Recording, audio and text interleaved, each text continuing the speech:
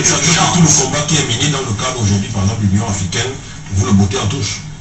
Mais l'Union africaine a beaucoup de problèmes. C'est le combat de l'Union africaine. Disons que c'est le combat depuis les pères comme Kwame Nkrumah, Haïlé Sélassié d'Éthiopie. C'est ça en réalité, mais nous n'avons pas réussi, vous savez, parce que les autres n'ont pas intérêt à ce que l'Afrique s'unisse. Ça soyez-en sûrs. Hein? Les autres ne veulent pas que l'Afrique s'unisse. Parce que le jour où l'Afrique va s'unir, nous sommes déjà aujourd'hui, en 2011, nous sommes plus d'1 milliard. Imaginez-vous ce milliard d'Africains maintenant avec un gouvernement fédéral ou central. Mais les autres vont encore pouvoir faire comment?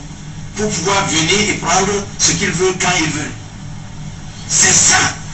C'est ça l'enjeu. Et vraiment, moi, comme vous observez, comme c'est l'an dernier, que l'Union africaine montre une vraie réticence à suivre le temps dans son expédition en Libye. Est-ce que pour vous c'est un espoir ou alors simplement un syndicat de chefs d'État qui vient au secours de l'un d'entre eux en difficulté? Vous savez, non. Il faut lire l'histoire. En 1884, les Européens se sont réunis à Berlin. En réalité, il s'agissait de quoi? Ils disaient il fallait que sur le fleuve Congo, puisque en réalité, en 1884, ils ont réuni leurs forces pour orienter cette agression contre l'Afrique. Parce qu'ils se sont dit, si chacun va en rang dispersé, ils ne vont jamais maîtriser l'Afrique. Or, ils ont besoin de toutes ces matières premières africaines-là. Aujourd'hui, qu'est-ce qu'on fait en Libye?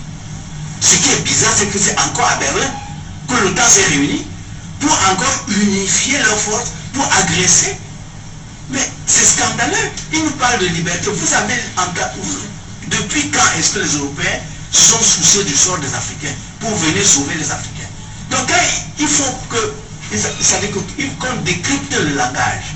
En 1884, ils disaient que c'est pour nous apporter la civilisation. C'est parce qu'on disait, ils nous ont apporté la civilisation jusqu'aujourd'hui, ils nous ont déviés de nous-mêmes. Et aujourd'hui, il s'agit de prendre nos ressources, quel que soit le cas. C'est ça qu'on fait en Libye. Il faut absolument qu'ils maîtrisent, parce que, vous savez, il faut que les Africains sachent lire ce qui est en train de se passer. Quand un pays africain est déjà très grand,